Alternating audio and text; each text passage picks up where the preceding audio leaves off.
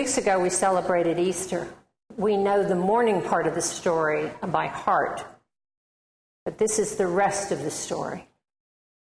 On the walk to Emmaus, our gospel tells us Jesus ministered to his dispirited friends. He befriended them. He shared the Hebrew Gospels with them, the Hebrew Scriptures that told of his forthcoming, gave him all kinds of little hints and cues, sort of laid out a scavenger hunt for them spiritually, and they still didn't quite get it until he broke bread with them.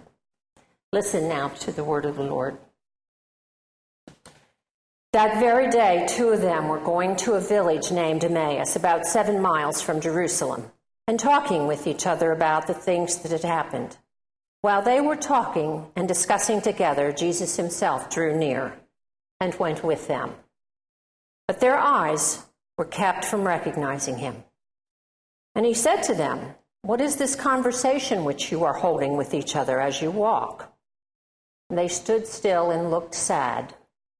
Then one of them, named Cleopas, answered him, "Are you the only visitor to Jerusalem who does not know the things that have happened in these days?" And he said to them, "What things?" And they said to him, "Concerning Jesus of Nazareth, who was a prophet, mighty in deed and word before God and all the people, and how our chief priests and rulers delivered him to be condemned to death and crucified him. But we had hoped that he was the one to redeem Israel. Yes, and beside all this, it is now the 3rd day since this happened. Moreover, some women of our company amazed us. They were at his tomb early this morning, but did not find his body. They came back saying they had even seen a vision of angels who said that he was alive.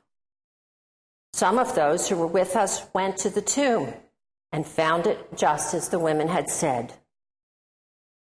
But him they did not see. And he said to them, 'O foolish men, slow of heart to believe all that the prophets have spoken. Was it not necessary that the Christ should suffer these things and enter into his glory?' And beginning with Moses and all the prophets, he interpreted to them all the scriptures that said things concerning himself. So they drew near to the village to which they were going. He appeared to be going further, but they constrained him, saying, 'Stay with us, for it is evening and the day is far spent.' So he went in with them, and when he was at table with them, he took the bread and blessed it and broke it and gave it to them. And their eyes were opened, and they recognized him. And then he vanished out of their vision. They said to each other, 'Did not our hearts burn within us while he talked to us on the road, while he opened to us the scriptures?' And they rose that same hour and returned to Jerusalem. And they found the 11 gathered together, and those who were with them, who said, 'The Lord is risen indeed and has appeared to Simon.' Then they told what had happened on the road and how he had was made known to them in the breaking of the bread." The word of the Lord. Thanks be to God.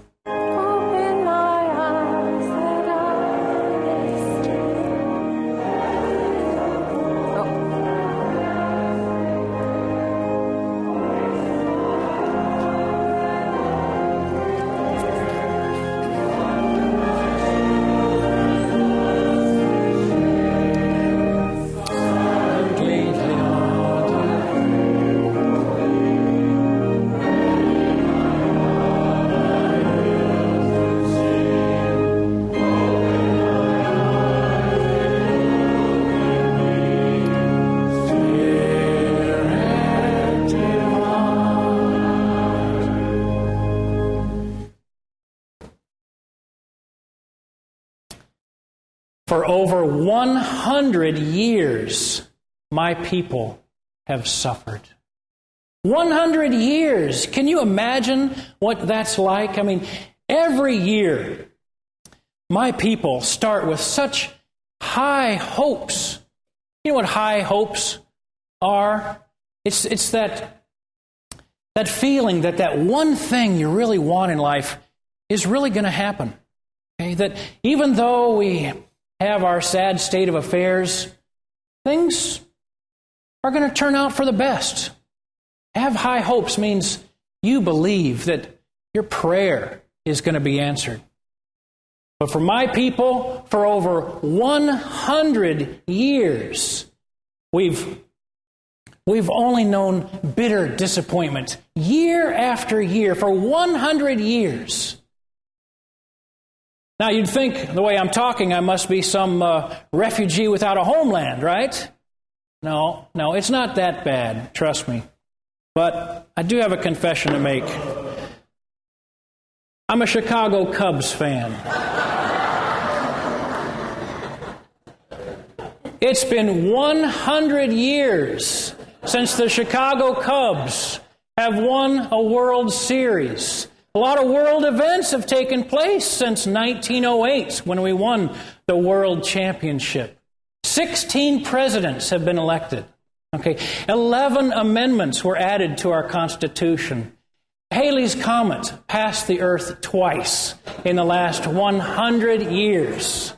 100 years. So I'm a die-hard Cub fan. Are anybody else out there? Why am I not surprised? Why am I not surprised?